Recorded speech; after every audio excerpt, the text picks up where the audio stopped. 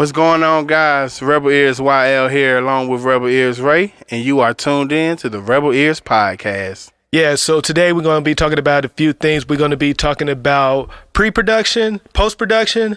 We're going to be talking about YL's book that just came out recently, 10 Easy Tips to Have Reoccurring Clients. And then also we're going to be talking about key commands that helps you to have reoccurring clients. So pre-production, post-production is basically, good example, if you film a movie, right?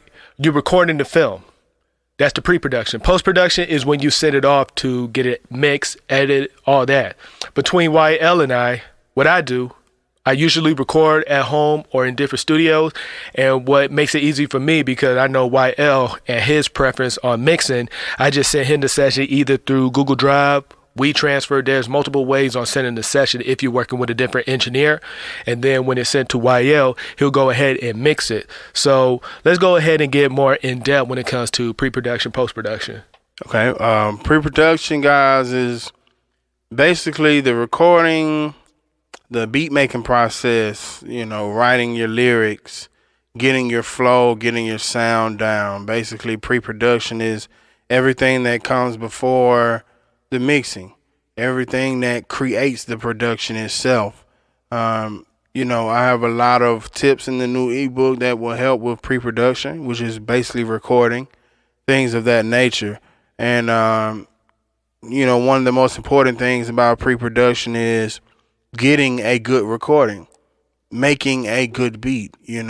It all starts at pre-production. The post-production and mixing process and the mastering process and different things of that nature cannot be up to par if the pre-production is not up to par. So everything starts with pre-production. You have to be, a decent producer to create a decent sound for another decent artist who can give you a decent recording from a decent engineer, and then you'll get a great mix and you'll get your great masters, and that's how you produce, and your production becomes a hit. Yeah. And then also thinking on this, when it comes to post-production, the way to get a bad post-production is bad pre-production. So Definitely. If you have a bad recording straight off the rip, it's going to be hard to mix that in any way. So if you're recording, you hear noises in the background, you hear a fan, you hear streets, you hear horns, whatever the case may be, the mixing is going to be hard itself, because of course there's different plugins to denoise, dehum by RX, but when it comes to getting a clear recording, it makes the whole mix easy, and it just makes the whole session, smooth. Especially with me, I know with YL, when I send it to him, I already know I got a clean recording going through. I'm using different vocal chains. I'm using different plugins. But when it's sent to YL, he might change the plugins that's already in the session itself, because he has his own presets and templates. But one thing that YL and I can both agree on, we always use our preset packs and our templates that we have. That is actually on the website. The mix template is for free on the website, and then the preset packs, it's a great deal. We got right now the slime pack and the 420 pack. We coming out with a few more packs coming out this year. A few more things that we're going to be doing. We're going to be having opportunities for different engineers to go ahead and let us listen to their music, rate them, but that's going to be further off in the near future. But as you can see, we got a lot of things lined up. Back to pre-production and post-production. If you don't understand how to get a good recording, do some research, test out different mics, research vocal chains, see what you can do to get, your mixes better by having a better recording. Right, definitely. And just to touch on having a great recording again, this goes into knowing your preamp, knowing your microphone, knowing your inputs, your outputs, and different things of that nature. You can have a recording, and I've done this before, I'm speaking on experience, where I thought it sounded great in the studio, right? And then I get it home, and I'm listening to it, and I'm like, it's distorted. I was able to save it, Luckily, I was able to save the mix, because the artist that I was dealing with, has kind of a raspy, auto-tuning type of sound. So the distortion kind of just helped me kind of build onto that sound, but it didn't give me that clear radio sound that I wanted. The artist was happy, was satisfied, but then I had to go back and check myself. And, you know, at the beginning of my career, these were just things that I'm pretty sure all engineers, all producers, and artists go through. Please, please, please make sure you know what you are recording through. Make sure you know what you're doing your pre-production through. If your producer and Ableton is your DAW, then if you're not really Logic savvy, then stick to what you're doing on the Ableton, because your pre-production is very, very important. You know, the sounds that you add and the frequencies that you have into your beat and the different levels of your instruments, all of this matters all the way until the artist is there to record. All the way until the mixing engineer now gets the track, and now the mixing engineer has to mix your track out as a producer, and the recording from that artist and that other engineer, you know, all the way down to mastering, all the way down to getting your placement on television and, you know, different things of that nature. Everything starts with pre-production. Make sure you understand your gear, your plugins, your microphone, your preamp, and make sure you're getting the best recording that you can possibly get. Yeah. And when it comes to that, if you don't understand how to get a good recording, if you know another engineer who can help you to understand what's necessary to get a clean recording, if you got to purchase a different microphone, or, you know, like when YL was talking about different preamps, interfaces, with us, we have the Apollo. So, of course, we got clean recording through our vocal chains. I got the NE 1073 TubeTech CL1B. So I already know my vocal chain is going to be good for any settings if I'm recording at the house, or if I'm recording at a different studio. Most studios had the NE 1073. And speaking on the NE 1073, I just want to say, you know, rest in peace to Rupert Neve. He passed away this week, and yeah, so it opened my mind, because someone who has so much knowledge and he has so much influence on the world, especially the top studios in the world, all have a Neve equipment. It could be the 1073 and other outboard gears that they do have, but it just shows that, you know, if you put your passion in your work, it'll show. Just like when Seth Firkins, rest in peace, also, he was talking about, you know, he turned down a lot of mixes because of bad recordings. And it makes sense. You don't want to put your name on something that is bad from the get-go and you have to work on. But that actually brings me up from a mix that Steve had, that Steve and I did. It was a major label artist, and I don't know who recorded. It was terrible. Steve literally, okay, so it was one recording. Steve had to cut it into like 4 different tracks. I believe it. And mix it differently. So it shows that, you know, even you might be a major label artist, you might have a bad recording engineer. Yep. And it happens. That's why you pay the top mix engineers in the world. But even top engineers be turning down mixes if it's not good. Yeah, I do a lot of mixing. And I'm going to tell you the truth. You know, at first, early in my career, I really didn't care. But now that, you know, I have a certain quality that I like to uphold with my name and my brand, and I take a lot of pride in my work now. Like, I get a lot of songs that, you know, artists want me to mix. Oh, yeah. And I didn't record. Yeah, I hate that. And I'm going to tell you the worst part about it, the worst thing that I get is the routing is always weird. Nothing's ever labeled. I'm getting sessions with 30, 40 tracks as far as track outs and vocals. You know, 30, 40 tracks, nothing is labeled. I have to go in and find out which track is the symbol, let alone go and find out which one is the ad-libs for the verse, and so different things like that. But I also get, you know, just like I was speaking on earlier, like I get sessions to where the recording is so distorted. I've had people, you know, and actually this is what I want to say. Now that I'm saying that, we've all dealt with that. There's something that we've all dealt with. We've been on both sides of you know, pre and post production.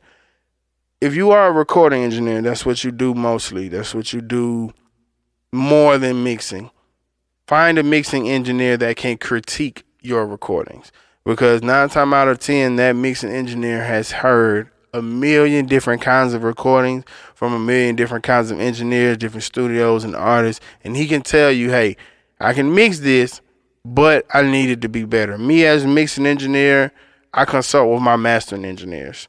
My mixes have literally gotten better over the years by talking to different mastering engineers that will tell me, hey, pull this down some, and then I'll be able to mess with it. Hey, do this. Hey, you need to go back and redo this. And over the years, because you have to think about when you talk about pre and post production, there's always another step that someone else might have to do, let alone you might have to do yourself. So every stage and every step is just as important as the next. So if you know that you're not great at mixing or you don't do a lot of mixing, recording is your thing, you need to find you a mixing engineer. You build that relationship and he becomes your mixing engineer, just like most mixing engineers have master engineers that they frequent. Find somebody who's professional that has to take what you've done to the next level to critique your work, and it'll make your work better on your level. Yeah, exactly. It's good to have someone you can trust ear-wise, but, stay organized. YL was talking about the organization. It might be 30, 40 tracks. Some people will actually record 15 different ad-libs and keep it all, in different tracks when you can consolidate it and make it into at least 3 to 4 tracks. Because some of the ad-libs might be panning left and right. You might have some, to the left, on to the right, depending on how you have it set up. But the thing is, to make it easier, you want to go ahead and have it organized, saying ad-libs left, ad-libs right, or you just have majority of the ad-libs to the left side with the rest of them to the right side. So it just goes back and forth like a ping pong effect. Depending on if you want to do that, that's a little trick if you want to go ahead and make ad-libs sound different. I know Young Dolph does that a lot. A dope artist. I've been listening to him for a while. But when you start opening up these sessions from different engineers and you start to look at, how organized these engineers are, you can see who you want to work with and who you don't want to work with. That's why, well, let me ask you while we on the podcast right now, how's my sessions when I send it to you? How is it? Be honest, bro. No, I'm gonna be very honest. Yeah. I love when you send me like the track out sessions, like sessions with track outs already in them. Yeah. Because the way your routing is, and I think you use like 6 or 7, maybe 8 different auxes. Yeah. Which is basically everything has a sub mix. Your drums, your instruments, your hook, your vox, or your vocals, your lead vocals. You got your reverb. You got a few different type of delay. Yeah. I like your template. Usually everything is pretty much labeled.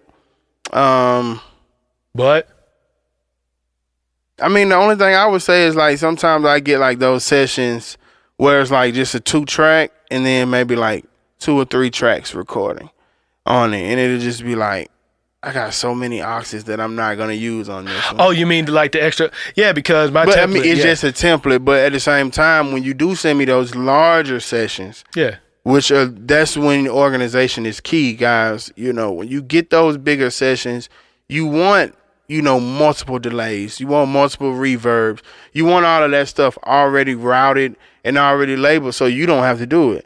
And the important thing is you have to think about, if you've been on both sides, right? You've been on both sides. You've sent some things off that wasn't that great. You got better at it. Everyone went through it. And then also you received some things that are not that great and you had to give feedback on. The most important thing is think about how you would want to get a session, right? To make it simple, it really doesn't matter how many auxes that you have on there because they're all labeled. Yeah. They're already routed. So it's not like I'm looking at 10 different auxes and I'm like, oh, what is this? What is this going to be? They're already labeled. Yep. They're already routed. So, I mean, to be honest, the sessions that you send me I do this. Now, somebody who really don't really do engineering, they're a beginner, they might be like, oh my God, I'm looking at so much. I understand what I'm looking at. And I'm also thankful that it's labeled. I'm also thankful that it's already routed because I get a lot of sessions to where I have to build my own auxes.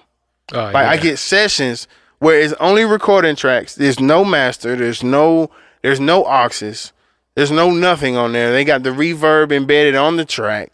And it's like, I gotta, it's audio file 1, audio file 2, audio 3, audio 4. So you basically got to build a session from the ground up. I literally have to go in, find out what is this audio track. It just says audio. I remember there was a session where this engineer had both artists on the same track. And like literally, even in my recording template, I have at least 2 vocals, like two vocal sections. Yeah. Like one section will come with the lead vocals, the punch ins for that lead vocals, 2 ad lib tracks for that lead vocal, and then I have another vocal section for that second artist. Now, if I have 3 artists on the recording tip, I'll just do it as quickly as possible, because when you're dealing with recording, time is money. Yeah. But when I go back to mix, I have to either duplicate some tracks or just create new audio tracks. You know what I'm saying? But yeah, I mean, like, yeah, I've dealt with, like, you get sessions and you don't even know that it's a feature on it. Yeah. You can't tell that it's another artist on it because of the way like you said, like, it's 2 artists on one track, and one is singing and the other one is rapping, and one is a female and this one is a male, and they got the same plugins. It's a disaster, guys. We should not do that. Especially when you know that you have to send that session off to someone else. Yeah. Please do not make their life hard. I spend an hour and a half out of my mixing time trying to recreate the session and organize and rename and reroute and do an hour and a half tops. Yeah, it should only take at least 20-25 minutes to organize a session. That's the start of that could be dealing with the pre-production or post-production. That could be like what YL said when I send a session to him with the track outs and everything is organized. That saves him time from having to organize it. That 20 minutes of him organizing is 20 minutes of him listening and mixing. Exactly. With other people, of course, they're thinking like, oh, I'm going to just send it off. He'll take care of it. That should be extra cost for organization. Because technically that's not editing or mixing. Yeah, basically you just, send it off and he's going to do all the work, where it should be, to make it easy for you, you should have multiple templates when it comes to mixing and recording. So when it comes to recording, if you recording one artist and they're not having nobody coming in or a feature, you could go ahead and have that one artist go ahead and use that one template for one artist. If you know that artist is going to have a feature coming in, you're going to have a template that have, your box ones, your box ad-libs, your hook ad-libs, Vox 2, that's for the next artist, Vox 2 ad-libs. It helps to stay organized, especially color coordination, because I do that a lot, especially when I'm trying to go ahead and just send it out. They see everything, like the drums might be brown, the instruments might be yellow, the first artist might be blue, the second artist might be orange, the aux is always green, the master is red. So color coordination really helps with the organization too. So if something is off, like, you should have it in a section, like, of course, the instruments, the drum, because, okay, you listening to the artist and you like, okay, I hear the artist, but the hi-hat is hitting so hard. Right. And instead of trying to find the hi-hat, you already know where the drum section is because it's already color coordinated. So you could be like, okay, the hi-hat's right here. You could go between the artist and the hi-hat, and it just works hand in hand instead of part of the drums up here, drums down there, instruments in the middle, the artist verse is up top, his ad-libs is on the bottom, and it's just a big cluster. It's better to stay organized during the pre-production. That's just me, because post-production is mainly to get everything done. You can have it done during post-production, but in my opinion, it's a whole lot easier. Yeah, even all the way to the point of just like you said, color coordination is a big deal. I do it. I know most engineers, we all use it. You can change your waveform to the track color itself. If you go to System Preferences or Pro Tools Preferences, on the first page, if you look in the bottom right hand, you will see where you can change your waveform to track color. If you click on track color and apply that, whatever you change, and if you double click the color that's on your tracks, if you look on the left side of your tracks where your tracks are labeled, you can double click that track and it'll bring up the color scale. And then, you can make multiple tracks the same color. It's just kind of a way of grouping things if you're, without technically, grouping them the grouping way. It's a whole nother way. It's you mean what? Command G, right? Yeah, to group. I mean, I to be honest, I rarely do that. Yeah. But that's something different. Color coordination is just another way to organize and group all your files and your tracks together. And I would say this is key, right? And I'm gonna give y'all a hint because, like I said, I've seen sessions with big engineers that have recorded big artists, and they do not label auxes. That is so annoying.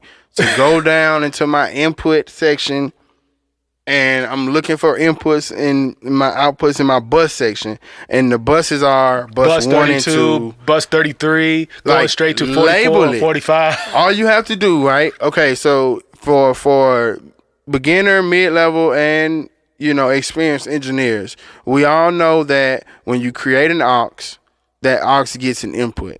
Yeah. All right, so if you want to send artist 1 to an aux, you'll make sure all of those tracks for artist 1 is the output matches the input of the aux. So if the aux input is 1 and 2, every track for that artist output would be 1 and 2. All you have to do literally is right click on that bus 1 and 2, go to rename and rename it artist 1. Make it simple for us, man, please, because and it's crazy because I get sessions where there's 4 auxes, right? They have they might not, because it might be a 2-track session, so they might just have a hook aux, a vocal aux, a reverb, and a delay aux. That's it. It's real simple, which is fine. It's cool. But then like their delay aux might be aux 33 and 34. And it's like, bro, you just skipped 32 auxes to make your delays 33 and 34, which is fine. But maybe if you label it delay, I will understand why when I go to my bus menu, I have to scroll all the way down before I find my delays. And it's not even labeled. And you skipped 32 auxes and did not label it. Man, label your auxes. Listen. The engineer that you send your sessions to will thank you a million times silently, because we don't know a lot of the engineers that work on. We know the artist or the producer say, hey, I want you to mix this. You don't know where it's coming from, but silently they will thank you and thank God for you if you do this correctly. Yeah. So that was funny what you were just saying. They'll thank you in silence. That's basically not saying nothing at all. Like, oh, that's cool. Like at their house, they'll be like, thank you, whoever this engineer is. You might get a text. Is the greatest. That's if they know you. I've sent out sessions. Or if they're used to your sessions. Like, if you're organized, they may be like, okay, that's him. But if you're not organized, they'd be like, oh, okay, that's him. But real quick, going off of bringing it back when we was talking about grouping for a split second, because I know some people are like, what's that? So grouping, basically, you can push Command G, you highlight different tracks. Let's say you do it all the drums, right? You highlight all the drums and you push Command G, it'll group them, and then you can label the drums. It'll show a section what you want to put into the group itself. You can put some instruments, some drums, make it a production, but the reason for grouping, let's say you have all the drum, instead of having to let's say you want to turn down the drums, you can either do it with the aux or you can do it through the clip gain through the grouping. And that's what I do. I learned that from Steve.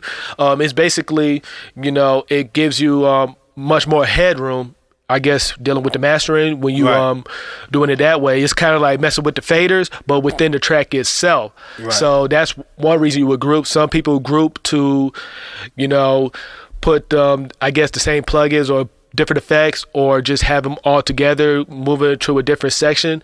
And then at the bottom left, I guess you could click the arrow and it'll open up and it'll show all the individual tracks that's in the session itself, the ones that's hitting, the one that's inactive, the ones that are active.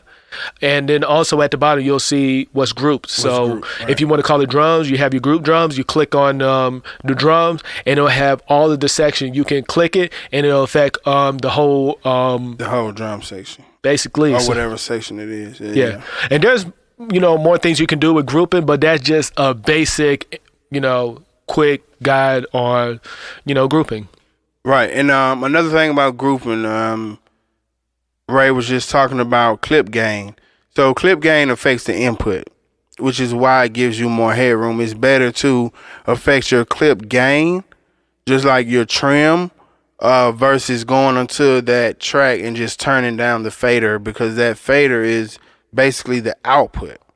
You want to, like, if you're peaking, if you need to turn something down, or you're just looking for headroom, turn down the input, turn down how much signal you're allowing to be embedded into this track versus how much you're allowing to go out of the track. Yeah.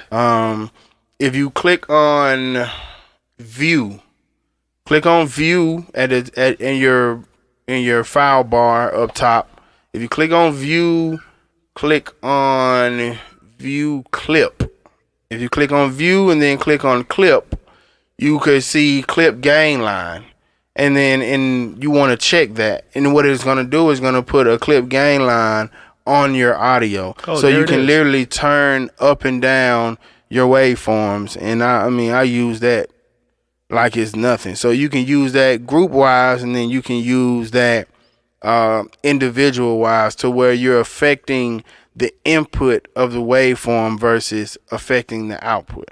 And I know, I'm trying to remember, it was an episode on Pensado Place with Jason Joshua. He was saying using the trim tool, basically like clip gain, to give him 2 dB of headroom when he was blending his kick and 808. So that was something that you could look up. It was one of the interviews with Jason Joshua. He has like 3 or 4 with Dave Pensado. Dope engineer. And actually, because we were just touching on pre-production and post-production. For those mixing engineers, even recording engineers, if you're recording and your signal is coming in a little too high, you can turn down your clip gain. Yep. But it's more importantly for mixing, when you need that headroom for your mastering engineer. You can't just go to the master track and turn it down 3 decibels and say, okay, now I got enough headroom. You have to either go in and turn some plugins down, or go in and affect your, and touch your clip gain, because like I said before, you want to touch the input signal versus the output signal. So creating headroom is another part of post-production and pre-production that our engineers should be familiar with, especially going into the mastering process. And that's how we have reoccurring clients, which we're going to talk about YL's ebook right now. Definitely. 10 easy tips to attract reoccurring clients. Yeah. This ebook is basically, it's just a guide. And of course, I have way more than 10 tips, but I think these were the 10 tips that will be kind of relatable to all levels of engineering. It can teach you, it can give you that confirmation, things that you already know, but when you hear from other people, it allows you to understand that you're doing the right thing. This ebook, basically, man,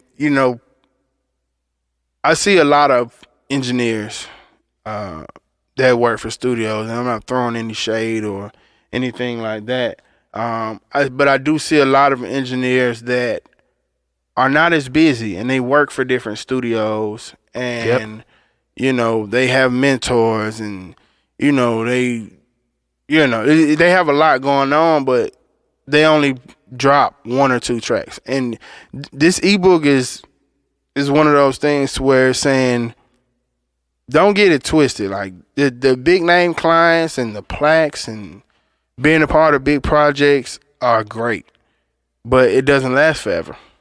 No, it doesn't. Because you don't get royalties as a recording mixing engineer.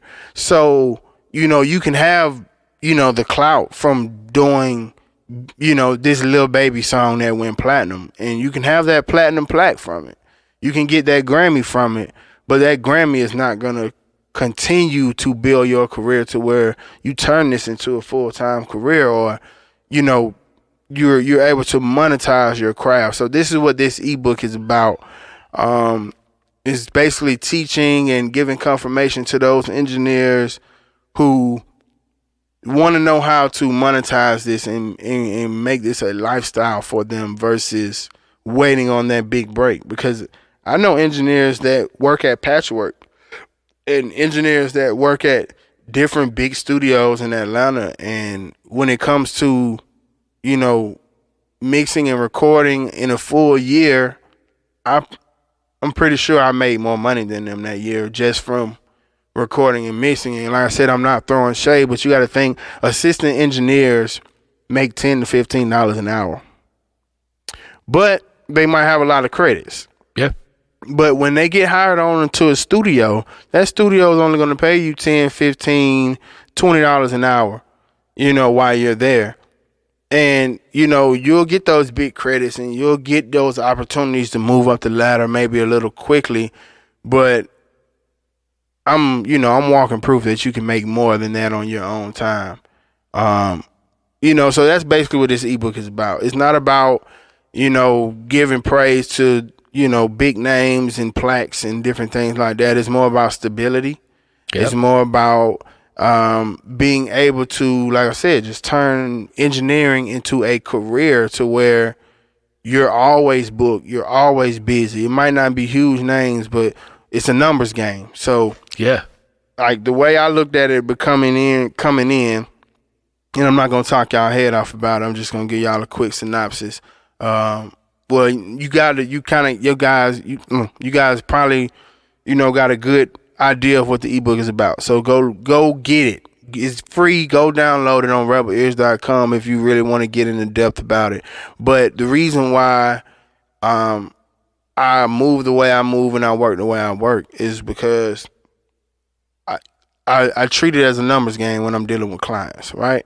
Let's say I can get, you know, I got to the point where I'm like, okay, I'm doing 2 sessions a month, right? 2 clients a month.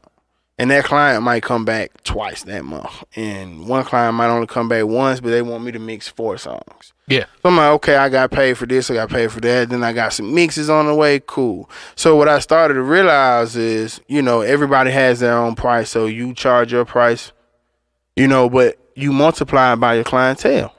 Mm-hmm.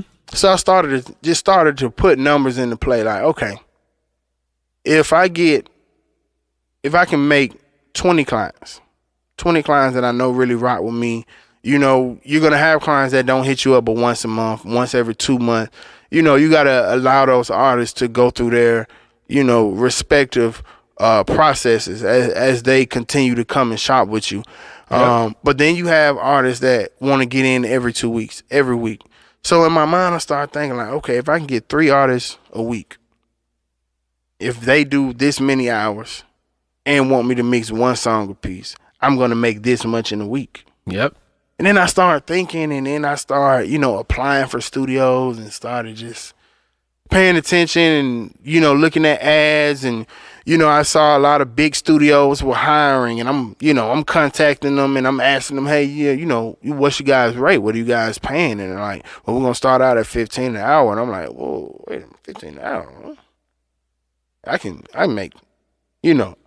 Hold up, yeah. Yeah, so basically that's how we know our worth. We know our worth. Yeah, exactly. And you know, you got to think, man, you're getting paid $15 an hour by a studio, and I am not knocking anybody. Like I said, this is not about shade. This is about my path and my career and why I decided to want to share it with you guys, because knowledge is key.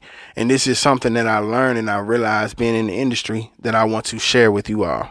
Basically, what I just started to realize is I can make more money on my own, but what I would sacrifice is moving up in the industry so fast. It is definitely been more of a lengthy process for me, you know, getting in those big studios, those big rooms with these huge artists. And, you know, I've been able to, you know, get a few credits. But and one thing I also sacrificed was just getting that huge jump. Right. But then I started to think like, and I have children. So this is really for those who, like me, I can't intern anymore. Right. I don't care what studio calls me and say, hey, we love your work. We want you to be a part of this. If they're not paying me and they're not paying me what I need to, you know, provide for my family, then that's just something I can't do. So if you're not in this situation, then by all means,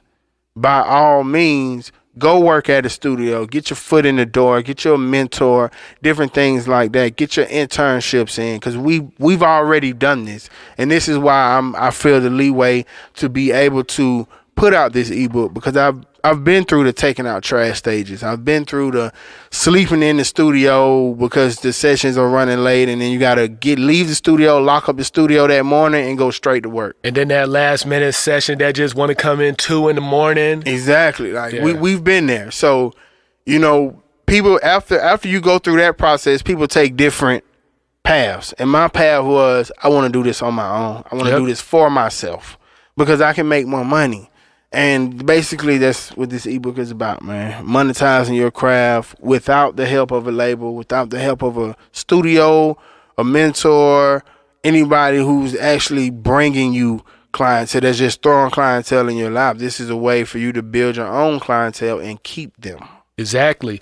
And then with the ebook itself, it talks a lot about our beginning stages from interning too, because while we was interning, we was talking to different engineers who book sessions, artists there, and you'd be surprised. Sometimes the artists are looking for different engineers. They might have met this one engineer from their homeboy who had a session, and he's like, I recorded with him. He's cool, and he's searching for a new engineer. So never, limit yourself by just being an intern. Make sure to talk to different artists, seeing if that artist knows some people who needs someone to record. And then, even engineers too, you'd be surprised. Some engineers have their plate full. Like a good friend of mine, he has his own home studio. It's professional. He paid $10,000 to get it built up. Shout out to him. Not going to say his name because I know he want to stay private. Right. But he, every day, he's full time. He either record or mix every day, to the point I know for a fact he do need an assistant engineer and an intern, but it just shows you that he could put money in someone's pocket knowing that he's getting so much clientele that he needs to go ahead and outsource someone to either prep the mix for him, someone to mix for him, someone to record. Like, he pays people to record in his studio, and it's a breath of fresh air knowing for the fact that you have, in a way, passive income, knowing that you can just rent out your studio or rent out your equipment, or there's different ways to make money in this industry. That's why you should go ahead, download the book right now, because it's valuable information that is for free, that it's up to you on how you want to use it or not, if it's going to benefit you. But of course, with anything you research, what comes out is what you put in. So if you're going to read the ebook, make sure you look at the steps, see what works for you, because there might be some tips that work for you. There might be some tips that might not work for you. Exactly. But these are our experience. Just like with my ebook, 10 quick tips to be a successful audio engineer. These are tips that work for me. So some tips might work for you, some might not. But the reason I say that, because you got to go your own path. Because being an intern helps me to understand the flow of the session without having to run it myself.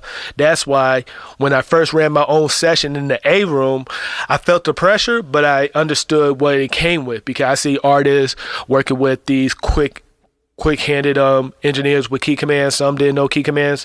I met some top engineers working with major label artists who don't use key commands at all, but they just like their sound. And some people saying, well, his sound's okay, but he is quick. And then they send it to a mixing engineer. So that's why, dealing with pre-production, post-production, like we was talking about earlier, take in what you are good at and try to expand or outsource it with someone who is either on the same level or who's actually better than you. No lie, I feel myself that YL is a better mixing engineer than I am. The only reason I say that, because he has more clients going to different studios, staying consistent with that.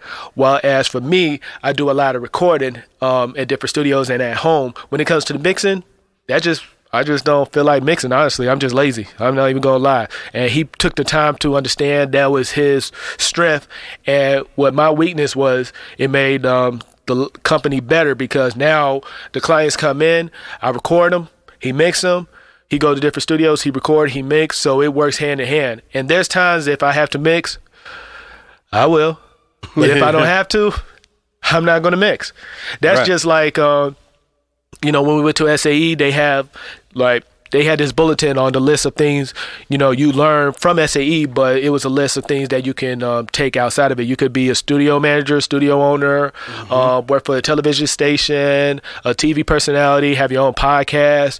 There was like a list of things you can do. So you never have to limit yourself just saying like, okay, I'm just going to be a mixing engineer. No, you can be a recording engineer, mixing engineer. You could have your own studio. You can own your own studio. You can have people renting the studio from you, booking the room. So, the sky's the limit. If you feel like you're going to have your own multi-million-dollar studio with consistent clients every day, hey, put in that work and download that ebook, see how you can start it off.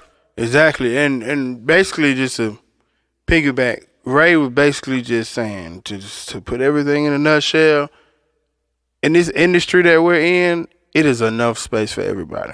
That's true. Everybody's not going to get a Grammy. That doesn't mean not to go for it. You bust your behind and you put in all of this work for it, you best believe I want me a Grammy. Yeah. But I think the most important thing about, going to school for this and putting in so many hours and, calling off work and quitting jobs and all for your passion, all for your dream. I think that you would agree with me, guys, when you say the most important thing is turning it into a career. Yeah. And it is so much space out here in this industry, especially with social media, especially with the overflood of studios and engineers and producers and artists, and to the point to where you can literally become a multi-millionaire without that plaque, without that Grammy, without everybody in the world screaming your name. Like, for the people that listen to this podcast, I can almost guarantee that you cannot name 10 audio engineers from the last 100 years. But you got to think, all of these great artists that have came out in the last 100 years, the Beatles, Elton John, Beyonce, Whitney Houston, Michael Jackson, the list goes on. All of these engineers are top of the line engineers, and I can almost guarantee that most people don't know who they are. So if you're engineering, and this is what this book is also pointing out also, if you're engineering to be famous in the music industry, you're probably doing it for the wrong reason to begin with. Yep. But if you're engineering because this is your passion and you want to turn this into, a career, there are so many ways for you to get in where you fit in, become successful without ever being mentioned. Like me, I used to write. I used to be an artist. This was a long time ago. I was writing back when I was 13, 14 years old. And, I'm good at it. But I never wanted the limelight. But I always wanted a career in the industry, and audio just happened to be my niche and what I fell in love with. And like literally I'm able to pay bills and I'm able to do things doing something I love, and I don't have to worry about the paparazzi. I don't have to worry about. So just to reiterate, there's enough room for you to get in where you fit in. You can be successful at that radio station doing audio. You can be super successful as a live sound engineer doing corporate events. Like, it's so many different ways that you can monetize audio, and that's basically what this ebook is about, man. You got to think of it this way. There's nothing better than working for yourself. Exactly. Especially not having no one over you, because you define your future, your legacy. You can do everything in your power to work for somebody else, or you could do everything in your power to work for yourself. That's why, we take so much pride in the podcast, the blogs, the website, social media, so much, the ebooks, the packs, merchandise. It's crazy, but, we put in the work, and that's why we keep talking about the ebooks, because we just love giving value to people who, really cherish and respect the grind, but also want to learn the next step, because we're going to have courses soon. We're working on courses right now. We're working on so much in the near future that we're excited about. But let's go ahead and break down a little about key commands real quick, because let's just go ahead and break down how key commands helped us to get reoccurring clients. I swear this podcast is basically your ebook. Really. Yeah. Kind of. I've been trying to make sure I don't really like throw a tip out there, but just kind of broadly. But key commands. So, I mean, key commands are shortcuts. I think that's in my ebook. Key commands. It might be.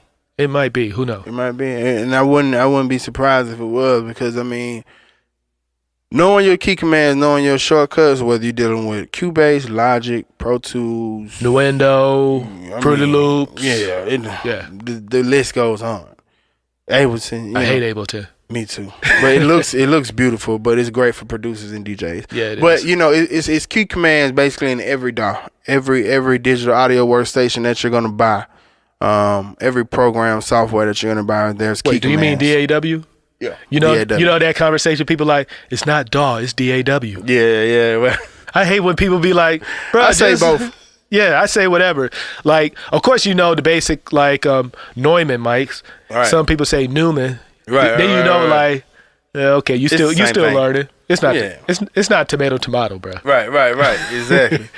but yeah, you know, it's key it's key commands in every DAW, DAW, digital audio workstation, software. That's all the same thing. So we don't offend nobody. But they're just shortcuts, man. You know, they just allow you to move more efficiently. So, one of the tips, I'll just give y'all one tip out of the ebook. This is the only one for sure tip that you've gotten. I've literally been speaking very broad about the ebook, but this one tip is know your gear, know your plugins, know your software, know your DAW. Know your outboard gear, know your microphones. See, the reason why you need to know what you're working with is because you got to put yourself in the client's shoes. I come in, I just gave you what you asked me to give you. Now you have your own rate. Some of us are more expensive than others. Some of us are more cheaper than others. But I've given you what you asked. I am not expecting to come in here with somebody who does not know how to maneuver. Right? So a lot of the things, and these are the main compliments that I've gotten, and this is why I've been able to keep clients for years. Even as they grow in their career, they still find time to come back to me. They love the way my workflow is, right? A lot of artists punch in. And I told a story a long time ago when I was in the studio with Cash J watching his engineer. Yeah. And my workflow was slow at first, but after watching him, I was just like, oh my God. So I started studying and I started working and I started learning my key commands even more. I knew them, but I didn't use them as often to where I knew them.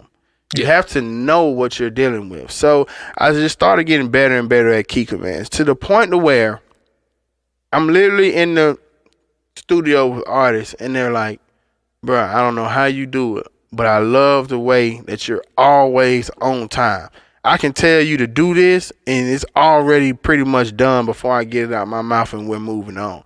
First of all, I understand, because I used to be an artist. I understand that time is money. Yeah. Whether it's the artist's money, the label's money, the manager's money, whoever money it is. It's someone's money. Time is definitely money. So, when I learned that and when I understood that, it's like, okay, I want to get done what they want done as quick as possible. The easiest way I was able to do that, learn my key commands, learn my shortcuts. I can literally run a whole Pro Tools session without barely touching the mouse. I don't have to scroll and do all this extra stuff. And along with key commands come with knowing your templates and knowing your plugins and, knowing Pro Tools all the way around the board to where, sometimes you need that key command, but sometimes you can't do anything with that key command. You got to go in and you got to be able to move super fast with that mouse. Yeah. You know what I'm saying? But key command starts you out to where, so you're not confused and so you're not moving so slow and you're not looking like you don't have assurance. Key commands, once you know your key commands, you know Pro Tools. There's nobody who knows the key commands that cannot show you Pro Tools in and out. There's so many key commands. I think there's a lot, but it's like 20. There's a book. Oh yeah, there's a key command book. Yeah, it's pages, multiple pages, and we're talking like each line in that, on that page is one key command. So you might have 40, 50 key commands on one page. And then it's a lot of key commands. And then with the key command, it might be, okay, let's say, one letter for the key command, A. There might be an option A, shift A, option shift A, command A, option shift command A, command shift A. It's a lot of different. Might be six key commands for that one letter. Yeah, exactly. And it just takes time to learn it all. Well, I'm not going to, there's too many. But too many. You do want to learn the basics on how to record, how to stop, space bar, making sure, I'm trying to think, like, there's so many key commands, the basic ones that I use, because I know I know a lot of the basic and I know a lot of the advanced. Right. So I would say, now for those engineers who pretty much know key commands, we can go into depth a long way about key commands that we do know, and even ones I'm pretty sure we can sit down at a table with other engineers and we can share key commands that we know and we don't know, and vice versa. Yeah. But for those who really just trying to get started, I would say know your record key commands. Of course, how to stop, your playback key commands. I would say learn how to heal your tracks. Learn how to cut. Command H. B. I'm not gonna name all of the key Command commands. E, right? Yeah, Command E or B. Will cut your tracks. You know what I'm saying? I just learned a new key command. Yeah, B is it's it's just the simple, the one key. Like, you gotta just click the track.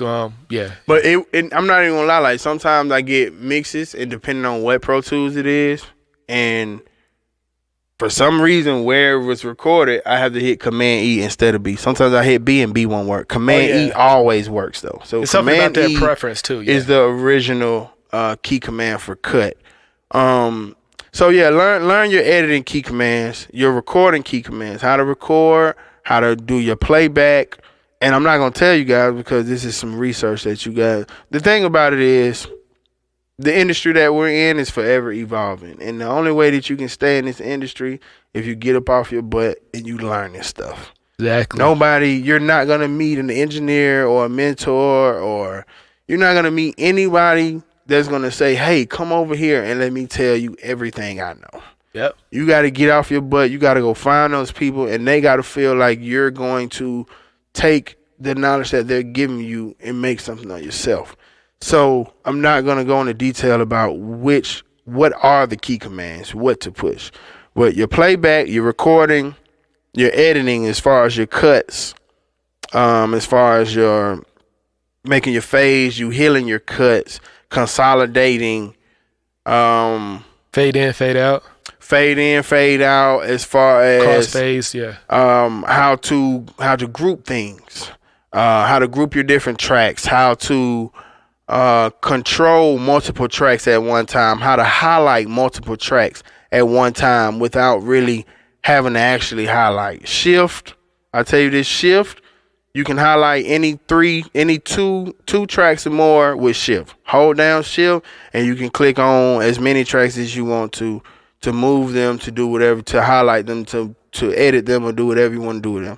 And then while you holding shift, while it's all highlighted, if you hold option and scroll around, that's how you duplicate it. And when you hold option, you duplicate everything. Shift and option will allow you to basically control everything you highlighted at the same time. That's where option comes in. Shift allows you to highlight everything.